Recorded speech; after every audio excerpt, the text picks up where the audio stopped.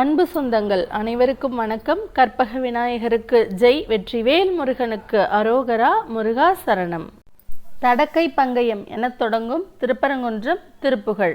இந்த திருப்புகழில் நாம் வீணர்களிடம் சென்று செய்ய மனமில்லாத கஞ்சர்களிடம் அவர்களை பற்றி புகழ்ந்து பாடி பொருளுக்காக கையேந்தும் நிலை இல்லாமல் வள்ளல் பெருமானாகிய முருகப்பெருமானிடம் போய் நாம் அனைத்தும் பெற்று வாழ்வாங்கு வாழ வேண்டும் என்று கூறுகிறார். சிவன், பிரம்மா, விஷ்ணு இவர்களுக்கே வேலை கொடுத்த பணி கொடுத்த முருகப்பெருமான் நமக்கும் நல்ல வேலை பணியை கொடுப்பான். நமக்குள் உள்ள பயம், எதிரிகள் பயம், வேலையில் உள்ள பயம் என அனைத்து பயத்தையும் போக்கி தைரியம் அளித்து வெற்றியை அளிப்பான். எப்படியெல்லாம் போய் நாம் ஒரு செய்ய மனமில்லாதவர்களிடம் அவர்களை புகழ்ந்து கூறி நாம் கெஞ்சி பொருள் கேட்கிறோம் என்றால் அவர்களுடைய கை தடக்கை என்றால் தட, விசாலமான வலிய பெரிய பெருமையான கரங்கள். இதை விநாயக பெருமானுக்கு தான் நாம் கூறுவோம். யானையின் கை போன்று துதிக்கை உடைய என்பதற்கு கூறுவோம். அப்படிப்பட்ட வள்ளல் வாரண பெருமாள் போன்று கைகளை உடையவரே. பங்கயம், பதுமநிதி. பதுமம் என்பது தாமரை, தாமரை போன்ற மலர்ந்த கொடை கொடுக்கக்கூடிய விசாலமான கைகளை உடையவரே. கொடைக்கு கைமாறு கருதாமல் இந்த உலகத்திற்கு வழங்குவதில் கொண்டல். மேகம், மழை மேகம் போன்றவரே. தன் தமிழுக்கு, குளிர்ச்சியான தமிழ் மொழிக்கு தஞ்சம் நீயே தஞ்சம் அடைக்கலம் என்று உலகோரை புகழ்ந்து கூறி இந்த உலோபிகளை தவித்து சென்று துன்பப்பட்டு பொருளுக்காக தவித்து சென்று இறந்து யாசித்து உள்ளத்தால் புண்படும் தளர்ச்சி பம்பரம் போன்று சுழன்று ஒரு நேரத்தில் மிகவும் சோர்வுற்று ஆடி ஓய்ந்து தன்னை ஊசல், உள்ளிருக்கும் பண்டம், ஊசி போன பொருளை உடைய, உணவு பண்டத்தை உடைய குடம், பானை, மண்பானையில் உள்ள ஊசி போன உணவை போன்று என்றும் கொள்ளலாம். ஊசல் என்பது ஊஞ்சல் என்றும் கொள்ளலாம். இப்படி ஆடி ஓய்ந்த குடம் போன்று துன்பப்பட்டு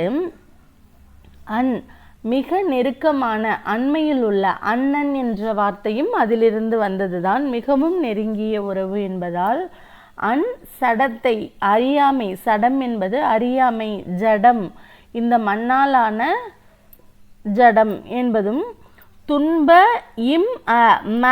மண் என்று எடுத்துக்கொண்டால் மண்ணாலான ஜடம், துன்பத்தால் ஆக்கிரமிக்கப்பட்டு துஞ்சுதல் என்பது உறங்குதல், தூங்குதல், உடைந்த, அழிவு அப்படின்னு கொள்ளலாம். இதை தவிர துஞ்சிடும் என்பது உடலிலிருந்து உயிர் பிரிவதையும் துஞ்சுதல் என்று குறிப்பிடுவது உண்டு. அந்த அபசகுணமான வார்த்தையை பயன்படுத்தாமல் அதற்கு துஞ்சுதல் என்று பயன்படுத்துகிறார்கள். களம், மரக்கலம். இப்படி ஒரு பொருள் வைக்கும் ஒரு பாத்திரம்.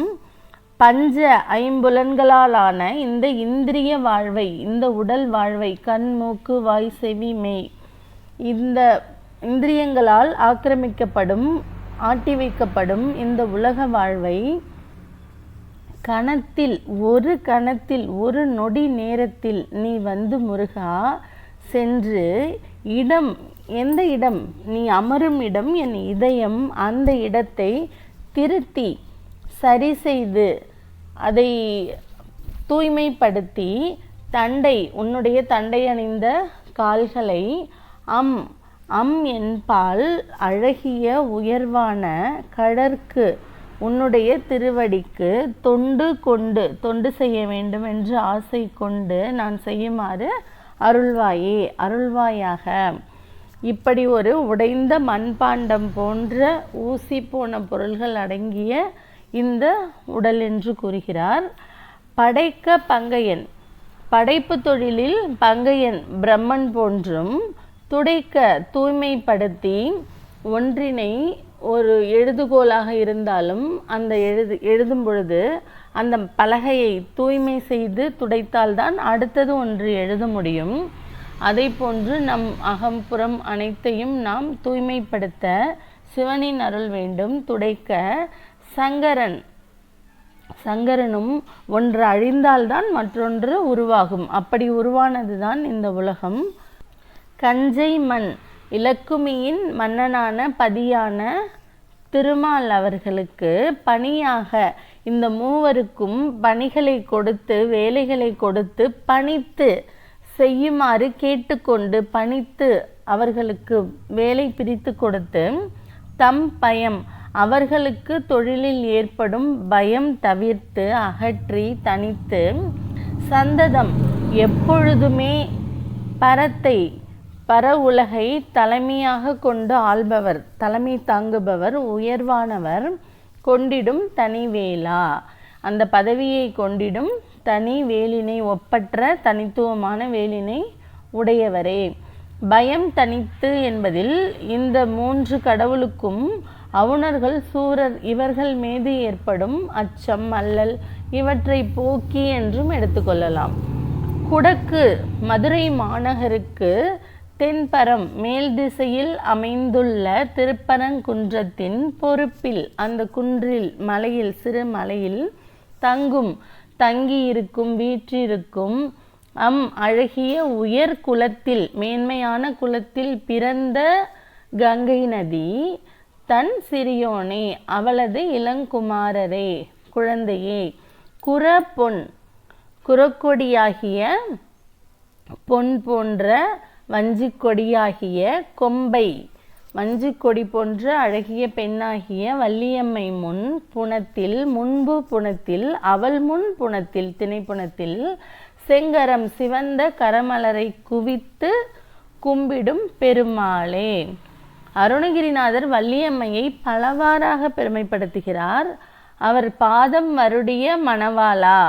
முருகப்பெருமான் வள்ளிக்காக என்ன வேண்டுமோ வள்ளியம்மைக்காக செய்கிறார். குவித்து கும்பிடும் ஒரு பெண்ணை எப்படி மரியாதையாக நடத்த வேண்டும் என்பதற்கு உதாரணமாக பல பாடல்களில் பல வரிகளை பயன்படுத்துகிறார்.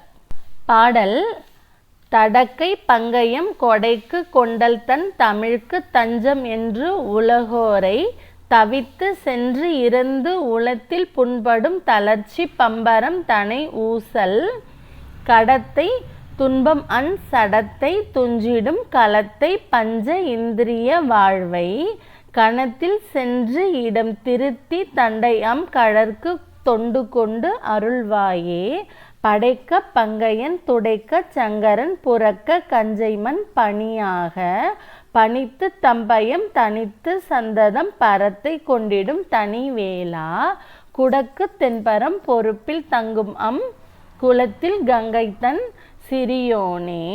குறப்பொன் கொம்பை முன் புனத்தில் செங்கரம் குவித்து கும்பிடும் பெருமாளே.